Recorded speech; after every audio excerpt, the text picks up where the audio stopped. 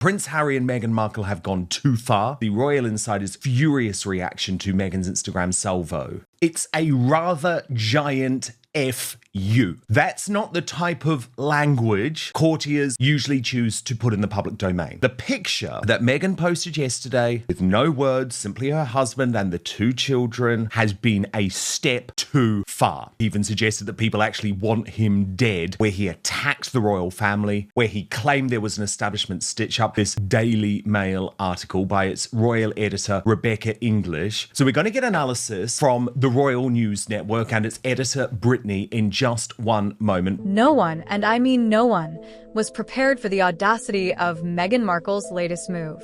While Prince Harry was quietly extending an olive branch, trying to open a path back to the family he once abandoned, Meghan fired off a post so bold, so tone-deaf, that even the most patient royals reportedly threw their hands in the air and said, "Enough is enough." And yes, we're talking about the same woman who built an entire brand off being misunderstood. But now, even her so-called empowerment message is being ripped apart by the very public she thought would cheer her on. Let's get this out of the way. Harry is begging. Behind the scenes, he's making those calls, asking for talks, requesting meetings, reaching out to old friends in the palace. Sources say he's pleading for a fresh start, not just for himself, but for his children. But while he's trying to stitch the wounds he helped open, Meghan's out here playing Instagram queen, posting unbothered, unfiltered, unapologetic, as if those 3 words are enough to erase the trail of royal destruction she left behind. Except the public added a 4th word to her list, unemployed. And that one stuck like glue. Within minutes, social media turned her empowerment slogan into a joke. Comment sections exploded. She forgot unemployed, wrote one top comment, racking up thousands of likes. She's posting like she's the queen of something, except no one invited her to the throne. Another mocked. The internet wasn't having it. Not this time. Because people aren't stupid. They see what's going on. One side of the Sussex marriage is scrambling to be let back into gates, and the other is doubling down on the burn the bridge strategy. You see, this is bigger than a social media caption. Meghan's post wasn't just a quote on a square. It was a statement, a warning shot, a reminder that she's not playing by royal rules anymore, if she ever did. And that's what's got the palace quietly fuming. They've stayed silent. They've played the long game. But insiders say even King Charles has started drawing hard boundaries behind closed doors. Let's rewind a bit. Just days before this post went live, whispers began circling that Prince Harry had reached out to his father. Not through staff, not through lawyers, but directly. A phone call, a letter, maybe both. His message? That he wanted to talk. Really talk. Not for the press. Not for another Netflix moment. But because he missed his father, missed his brother, and missed the life he used to have before everything went sideways. For a moment, there was hope. Some believed this could be the turning point. That after years of mudslinging and headlines, the youngest son of Diana was ready to come home. Not physically, but emotionally. There was even buzz that Charles was willing to hear him out. That despite all the damage, a father's love still lingered. And then came Meghan's post. Unbothered, unfiltered, unapologetic. And with that, whatever flicker of hope Harry had kindled, Meghan stomped it out in stilettos. Royal sources claim that post couldn't have come at a worse time. It painted Harry as weak, as desperate, while she posed like she didn't need anyone. While he begged, she bragged. While he extended a hand, she flexed her brand. And the contrast wasn't lost on the public or the palace. The queen may be gone, but the institution remains. And it remembers. It remembers the interviews, the accusations, the book, the staged pregnancies, the attacks on Catherine, the Netflix series, the fake photos, the tears, the half-truths, the full-blown fabrications. But you know what really got under their skin? That Meghan's post wasn't just defiant, it was performative. She wanted people to see it, to repost it, to cheer for it. And for some of her die-hard fans, they did. But the majority? They saw through it. They saw a woman trying too hard to look strong while her husband quietly begged for a reunion. And instead of applauding, they laughed. She's not unbothered. One comment read, "She's bitter and jobless." Another viewer nailed it perfectly. Harry wanted a wife to help him rebuild a family. Instead, he got a partner who made sure he had no family left. Let that sink in. because the viewers get it. They're not fooled by filtered black and white photos and inspirational captions. They've been watching. They've seen how each time the royals open the door a crack, Meghan slams it shut with another headline. But let's talk about Harry for a moment. Because say what you want about him, and the audience has said plenty, but there's something painfully human about the way he's been acting lately. You can almost feel the regret, the fatigue, the realization that not every bold move leads to freedom. Sometimes it leads to loneliness. Insiders say Harry misses the structure, the purpose, the identity he once had. Being Prince Harry meant something. It was stability, duty, camaraderie. Now, he's just Harry, living in someone else's mansion, chasing projects that keep falling through, and holding on to a California dream that seems more like a fog. So when he reached out to his father, it wasn't just about family, it was about survival. Emotional survival. And Meghan? Well, she chose that exact moment to remind the world that she doesn't do regret. She doesn't do humility. She does branding.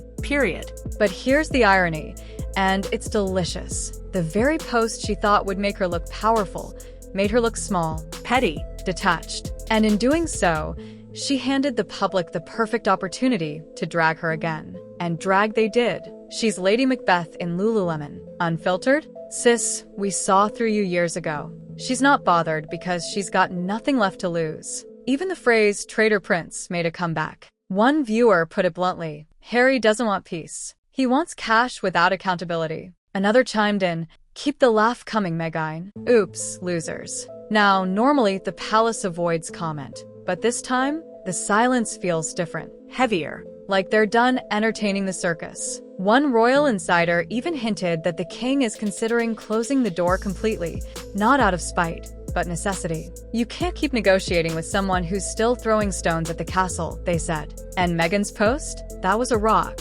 One that hit hard. So where does that leave us? With a prince who's stuck in the middle, a duchess with nothing left to lose, and a royal family that seems more resolved than ever to keep the gates shut. Because here's what the viewers know, and what they keep saying loud and clear. You can't ask for healing while lighting matches. You can't beg for forgiveness while mocking the people you wronged. Meghan's post was a statement, all right, just not the one she thought. It didn't scream power. It screamed panic. It didn't reclaim her image. It cemented it. And it didn't uplift Harry. It undermined him. Again. So the next time you see Harry making another sad face interview, talking about wanting to reconnect, ask yourself this. How do you reconcile with people you keep embarrassing? Because unless Meghan's willing to drop the filters, literally and figuratively, there's no royal return, no healing, no future. Just more likes, more drama, and more palace doors quietly locking from the inside. And the people? They've had enough. And while Meghan's post continues to stir mockery across platforms, Prince Harry is left scrambling. Once again, for damage control, he can't quite manage. Because make no mistake, this wasn't just a tone-deaf post. It was a death blow to any chance of reconciliation. And the timing? So painfully perfect, it felt almost intentional. Behind closed doors, royal insiders are whispering that this latest stunt may have pushed even the most forgiving members of the firm past the point of no return. You see, there was still a sliver of compassion left for Harry. Not sympathy, but compassion. The kind that comes from watching someone lose themselves slowly, painfully, and publicly. A son who lost his way. A brother who drifted too far. But you can't keep extending grace to a man who chooses chaos every time his wife opens her camera roll. The palace has reportedly gone from wait and see to lock it down. And not just emotionally, legally. Advisors are urging the king to take concrete steps to protect the institution. There's talk of revoking titles, tightening protocols, and drawing up formal restrictions for any Sussex-related engagement with senior royals in the future. This isn't just about appearances anymore. It's about containment. And Meghan just gave them all the ammunition they needed. But let's be honest, was this really a surprise? Not to the viewers. Not to the thousands of voices in your comment section who've been predicting this for years. She's never been about reconciliation. One comment read, she's about revenge dressed up in Instagram quotes. Another put it even better. Harry thinks this is his story. Meghan's just using his chapter. And that, right there, is the tragedy of it all. Because while Meghan crafts her next filtered truth, Harry's truth is unraveling. His speeches are less confident, his face more tired, He looks, as one royal photographer recently said, like a man searching for the exit, but can't find the door. And the tragedy deepens when you realize he had a door. It was open, just a crack, just enough.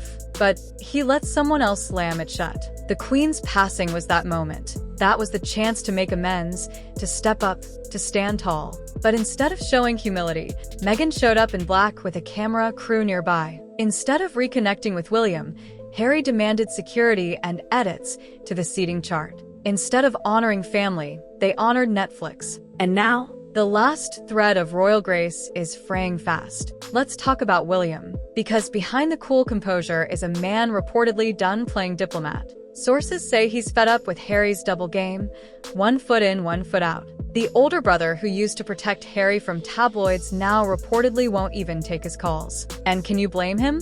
When Harry accuses the royal family of racism on international television, when Meghan claims she was silenced, bullied, nearly driven to self-harm, all while sitting in a multi-million-dollar estate wearing couture, and then follows it with unbothered, unfiltered, unapologetic? You're not asking for peace. You're demanding attention. And the royal family? They've finally caught on. Even Queen Camilla, who once kept a dignified distance, has reportedly voiced concern that Harry's pleas for reconciliation are nothing more than bait. That every gesture, every word, could be twisted into another documentary soundbite. And Charles? He's said to be heartbroken but firm. One aide quoted him saying, "He's still my son, but the crown is my duty." Now here's where it gets brutal. Royal sources say that if Harry pushes further, if he demands inclusion in royal events while Meghan continues to court chaos, they will strike back. Not publicly, but legally, quietly, irreversibly. That includes stripping their children's titles, cutting off remaining royal funds, and revoking access to private estates and archives. The message? You can't insult the monarchy and still benefit from it. And that's what viewers want to see. They're done with the half measures, the polite silence, the royal stoicism. They want action. And frankly, the palace is finally catching up. Meanwhile, in California, Meghan continues to curate a lifestyle brand no one asked for. There's word of a blog relaunch, another podcast, rumors of a fashion line, and, of course, endless branding around empowerment. But every step she takes further into the influencer world, the more out of touch she seems with the reality she left behind. And viewers are picking it apart piece by piece. They notice that Meghan never mentions her father, never posts real photos of her kids, never appears without perfect lighting, that even her unbothered post looks like it went through 3 PR teams and a filter app before going live. In one of the top viral comments, that post wasn't unfiltered, it was uncalled for. Another, Harry wants to come home, Meghan wants to go viral. You see the pattern? Harry is begging for belonging, Meghan is begging for likes. And the royals? They're begging for silence, for peace,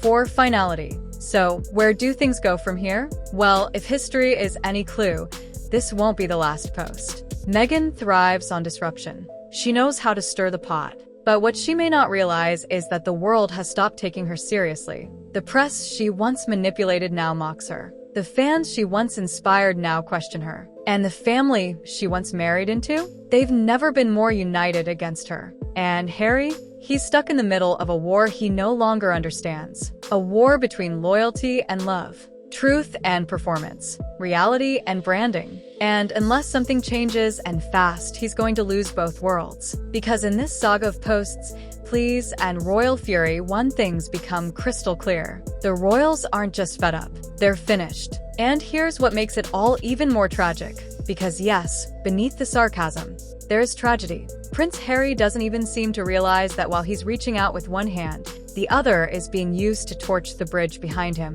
Again and again.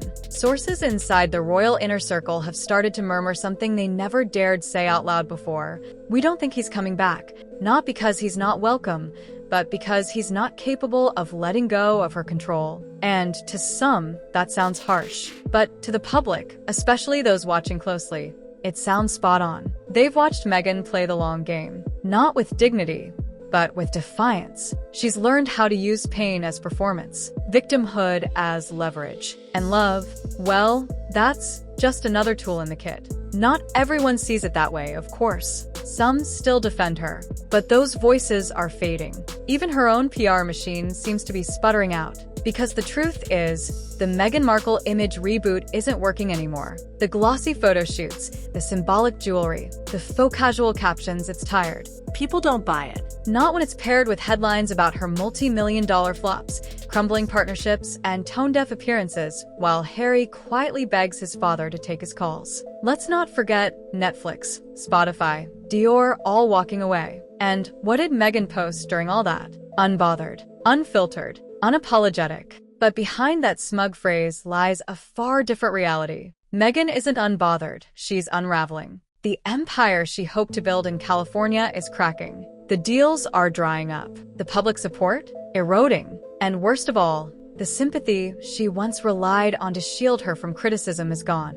Why? Because people are no longer seeing her as the bullied duchess. They're seeing her as the bully in designer heels. One viewer comment captured it perfectly. She stripped him of his family, his title, and his dignity. Now she's stripping him of a second chance. And Harry, for all his missteps, doesn't seem to realize that he's become a tragic character in her story. Not a partner, not a husband, but a prop. A broken prince, wandering.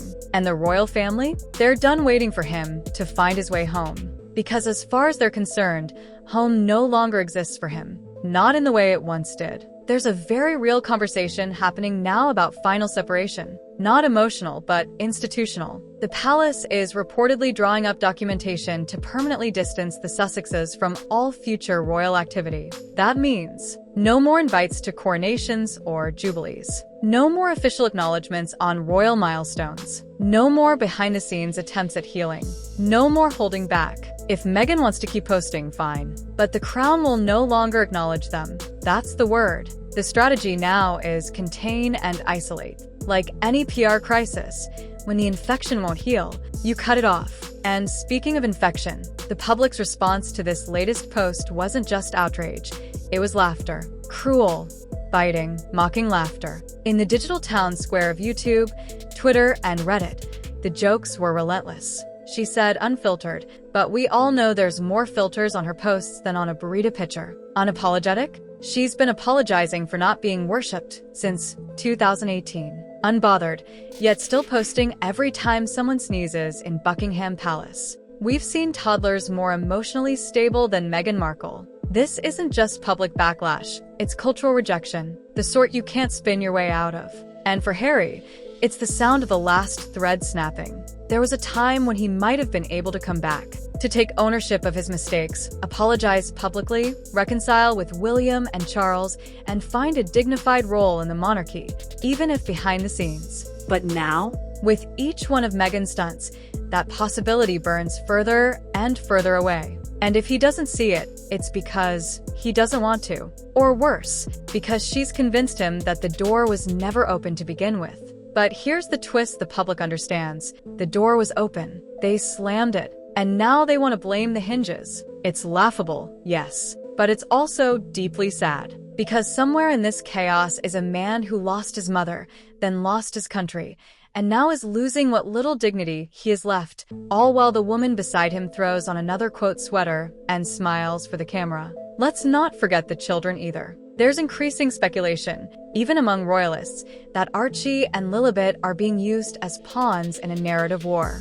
Meghan posts vague allusions to motherhood, never real photos, never real moments, and always perfectly staged, and then claims victimhood when people question their existence or legitimacy. This has only fueled more public resentment. One viral comment said, "We believe you were a real mom if you acted like one instead of a photo shoot model." Brutal? Yes. But it echoes a sentiment growing louder by the day, that Meghan's obsession with image has robbed her of authenticity, and Harry of redemption. So now we're at the precipice. The final curtain, because this post, this one ridiculous, empty, tone-deaf caption, it might be the moment everything turned. For Harry, it's the moment he became truly alone. For Meghan, it's the moment her mask cracked publicly. And for the royal family, it's the moment they said, quietly but firmly, "We're done." So, what comes next? We'll see more stunts, no doubt. More PR plays. More desperate attempts to regain relevance. Meghan will drop another podcast. Harry will maybe write a second book. maybe even another interview if someone's still willing to air it. But the tides have shifted. The public no longer pities them. The royal family no longer protects them. And the internet? It's no longer afraid to mock them. Because this is what happens when you cry wolf one too many times. When you scream, injustice, but live in luxury. When you burn bridges and act surprised no one's throwing you a lifeboat. Prince Harry begged for reconciliation. Meghan posted a punchline. And now, The royals are fed up. And so is the world.